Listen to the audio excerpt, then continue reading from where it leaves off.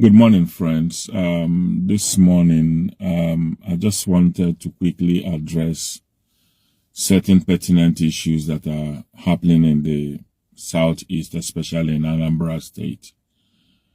My people, my late father used to tell me that Nadachi Iwachi, Nanesi Iweso.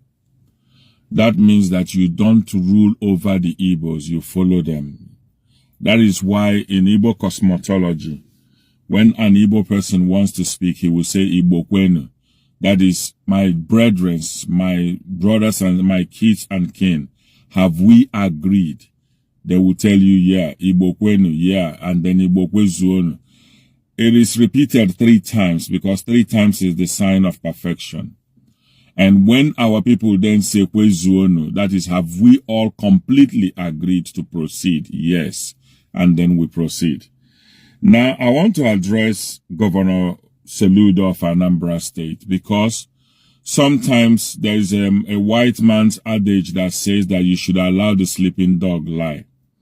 Now, over the past years, we've seen the implementation of the sit-at-home, which has huge economic impact on the Southeast.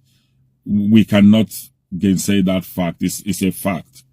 However, looking at the bigger picture of why the sit-at-home was implemented, it was not supposed to be a permanent thing. It was supposed to be a temporary thing because of the rendition and incarceration of our son, our brother, and our friend, Onyendumazi Nnamdi Kanu.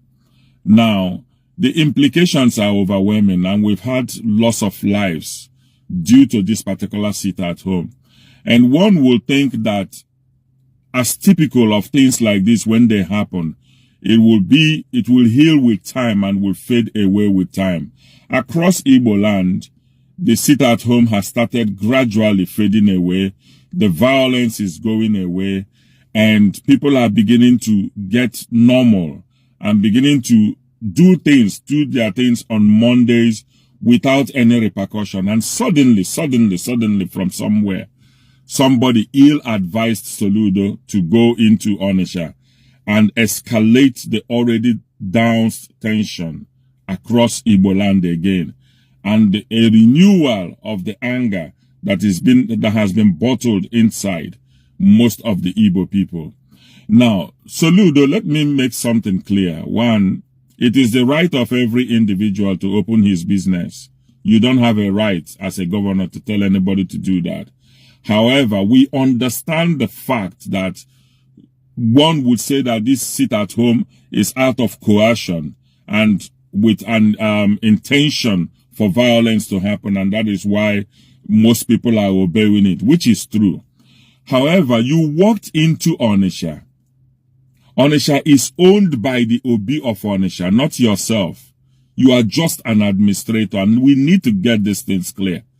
And you should have gone to the Obi, negotiated with the leaders of the market to find a peaceful solution to how they can begin to gradually open their market. Most agitators have even forgotten this sit-at-home. If you go to places like Aba, Owerri, Umuahia, you can see sporadic activities happening, Enugu even. Sporadic activities happening in those areas. But do you know what you've just done? You've just brought something, a menu a food item that is below the menu. You've just brought it to the top. And the tensions have started escalating again.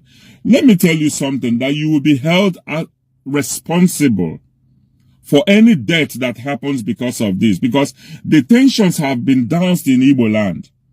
People went about Christmas. No major incidents took place. And what have you done again? You've just brought this whole thing to the menu table. And now the agitations, the demonstrations and everything have started in Igbo land. And something, I don't know what makes you believe that with the threat that you issued to the marketers and the proprietors of schools, that they will obey you without a risk. These people are staying at home because of the risk to their lives. You're not guaranteeing them any adequate security. Yourself even went to Onitsha with overwhelming security. Soludo, let's, you governors of the Southeast, I have persistently said it, that you guys need to go into somewhere, have a meeting about how you operate in Igbo land. It is not your way or no other way always. Adachi Igbachi anesi Igbo so. And until you governors understand that adage, that saying in Igbo land, we will not have peace. You cannot close people's private business for 1 week because they sat at home for 1 day. Did you consult with your Obi of Onitsha before going into his territory to make such proclamations? Because our traditional rulership, our traditional institutions have become nothing. That's why can you just go into Bini and make such proclamation without consultation? Onitsha does not belong to you. You are just an administrator. There is the owner of Onitsha. There is a leader in Onitsha. And one would expect that your commissioners and everybody will advise you properly. But, we know you have executive powers. You even threaten to demolish people's properties and the market because you think you've got the power. The Constitution does not give you that power, even though. Go and read the 1979 Constitution. Can we somehow allow peace to reign? We have been talking to these young men. We've been trying, reaching out to them to understand the economic impact of what they are doing to Igbo land. We are being chased in Lagos. We want our people to come home. We want investors to come home. However, the leadership in Igbo land has to take a stand. Take a stand on this issue of Mazen Nnamdi Kanu. His illegal incarceration, his rendition is against every thought, every human moral thought. And you guys in Igbo land, you leaders in Igbo land need to do something about it. You need to speak to the powers that be. Nnamdi Kanu should be released. And why? He should even be released now, today. But you can see. Because what? It is an Igbo man. People are planning coup everywhere. Because no Igbo name is there, nobody is trending. Nobody is arresting them. People are speaking boldly.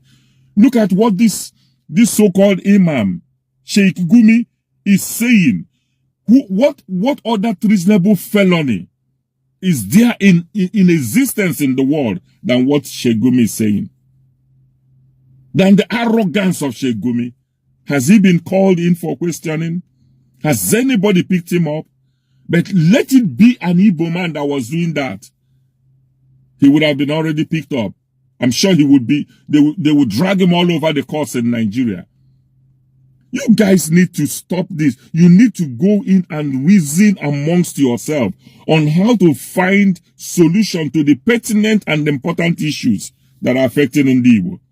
The way you came out robustly talking, when your mate in Lagos State was demolishing the properties of Igbo, when fire is raving everywhere on the businesses of Igbo, none of you spoke out. None of you spoke out. You cannot be selective in your actions. You need to be whole, total, in terms of, since you claim you are the leaders of Igbo land, you guys need to be total. You need not to be selective in your thought and process. We advise you to open the markets. You cannot get your way. You can take a horse to the river. You cannot force the horse to drink. If you think that by using force and intimidation and bullying that you're going to achieve your aim in stopping the sit at home on Monday, you will not do that. We have been dialoguing. We've been speaking. We've been, having Pacific settlement with the young men to understand the impact. And what have you just done? You've just taken fuel and poured into an already extinguishing fire. And this same thing now will sporadically spread across Igbo land. To what benefits, Soludo? Soludo, some of you should take a chill pill and allow peace to reign in Igbo land. You're not a dictator, and no dictator will ever exist in Igbo land. Adachi Igbo and AC Igbo so. Take this as an advice and let peace reign in Igbo land. God bless you all.